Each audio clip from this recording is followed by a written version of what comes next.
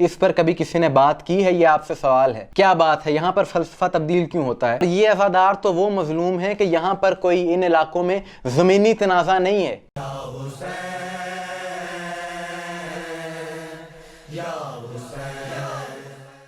بسم اللہ الرحمن الرحیم، السلام علیکم مومنین اکرام، امید ہے آپ سب خیر و عافیت سے ہوں گے۔ گزشتہ دنوں ہم نے ایک ویڈیو کی تھی کہ نائجیریا میں اربعین حسینی کے جلوس پر جو وہاں کی پولیس نے فائرنگ کر دی، جس کے نتیجے میں کئی مومنین شہید ہوئے، اور اس کے بعد جو وہاں پر حالات بنے، عزاداروں کو جس طرح سے پریشان کیا گیا، تنگ کیا گیا، اس حوالے سے ہم نے مومنین کو آگاہ کیا تھا۔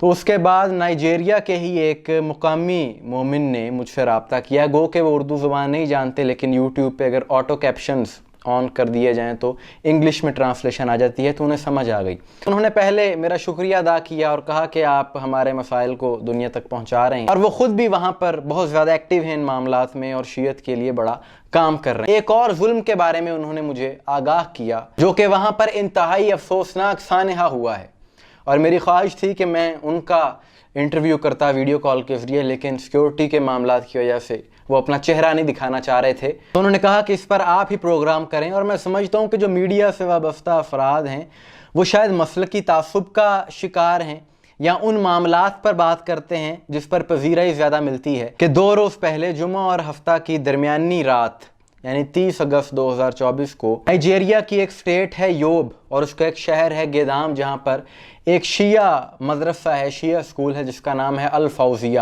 وہاں پر شیعہ طلباء دنیاوی تعلیم بھی حاصل کرتے ہیں، دینی تعلیم بھی حاصل کرتے ہیں، اور ہاسٹلز بھی ہیں۔ 30 اگست کو صبح کے 3:45 بجے وہاں کی ایک شدت پسند تنظیم بوکو حرام کی جانب سے اس سکول پر حملہ کیا گیا۔ اس سکول کے کچھ بیرکس تھے جہاں پر بچے سو رہے تھے اس وقت، تو جب فائرنگ ہوئی تو بھگدڑ مچی۔ 3 بچوں کو یہ شرپسند پکڑ کر باہر لائے، ان کی ویڈیو بنائی اور انہیں فائرنگ کر کے شہید کر دی، اور اس ویڈیو میں انہوں نے پیغام دیا کہ ہم شیعہ علیہ السلام کے ساتھ یہی کریں گے۔ یہ ظلم جو وہاں کے مومنین پر کیا گیا، ان بچوں پر، ان کا جرم صرف یہ تھا کہ وہ شیعہ علیہ السلام تھے، اس لیے ان معصوم لوگوں کو شہید کیا گیا۔ اور یہ چیزیں دیکھ کر اس بات کا احساس ہوتا ہے کہ تاریخ ان واقعات سے بھری پڑی ہے، کہ ائمہ معصومین کے دور میں شیعہ علیہ السلام پر جو ظلم کیا گیا ظالم اور جابر حکومتوں کی جانب سے، وہ تو 1400 سال پہلے کی باتیں تھیں۔ آج اگر دیکھا جائے تو آج دنیا بھر میں، دنیا کے مختلف خطوں میں وہی سلسلہ جاری ہے، اور ان واقعات کو میڈیا پر بھی زیادہ ہائی لائٹ نہیں کیا جاتا۔ اس ظلم کو دبانے کی کوشش کی جاتی ہے تاکہ دنیا کو پتہ نہ چل سکے کہ شیعوں پر کیا مظالم ہو رہے ہیں، اور یہ کچھ لوگوں کی منافقت ہے، صرف اس لیے کہ جن پر ظلم ہو رہا ہے وہ شیعہ مسلک سے ان کا تعلق ہے۔ بھائی فلسطین میں جو ظلم ہو رہا ہے اس پر تمام مسلمان آواز اٹھا رہے ہیں، اور بلا تفریق مسلک اٹھا رہے ہیں۔ شیعہ علیہ السلام سب سے زیادہ اس مسئلے پر آواز اٹھانے والے ہیں، عملی اقدامات کرنے والے ہیں، لیکن فلسطین کے لیے آواز اٹھانے والوں، آنسو بہانے والوں، جو ظلم شیعہ علیہ السلام پر دنیا بھر میں ہو رہے ہیں، نائجیریا میں کتنے مظالم ہیں، افغانستان میں کیا صورتحال ہے، اس پر کبھی کسی نے بات کی ہے؟ یہ آپ سے سوال ہے۔ ہمارے علماء اس چیز پر بات نہیں کرتے۔ کیا بات ہے، یہاں پر فلسفہ تبدیل کیوں ہوتا ہے؟ مولا علی علیہ السلام کی نصیحت ہے اپنے مومنین کو کہ ظالم کے مخالف رہنا، مظلوم کے حق میں آواز اٹھانا، مظلوم کے مددگار رہنا، تو یہ بھی تو مظلوم ہیں۔ میری نظر سے تو آج تک کوئی نہیں گزرا کہ جس نے افغانستان کے شیعوں کے لیے، نائجیریا کے شیعوں کے لیے ان کے حق میں آواز اٹھائی ہو۔ اور یہ عزادار تو وہ مظلوم ہیں کہ یہاں پر کوئی ان علاقوں میں زمینی تنازع نہیں ہے، کہ اس وجہ سے انہیں شہید کیا جا رہا ہے کہ یہ کسی زمین پر بیٹھے ہوئے ہیں اور کوئی چاہتا ہے کہ یہاں سے یہ لوگ چلے جائیں۔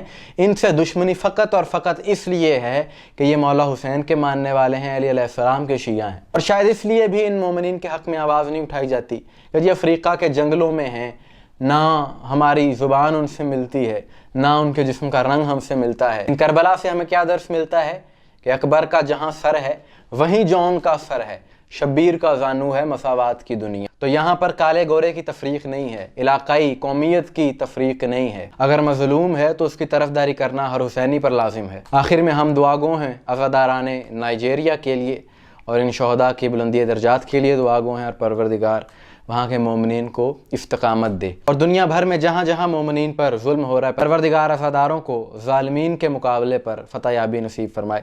مومنین اکرام، آپ کی اس بارے میں کیا رائے ہے؟ کمنٹس میں ضرور بتائیے گا۔ مجھے دعا میں یاد رکھیے گا۔ السلام علیکم ورحمۃ اللہ۔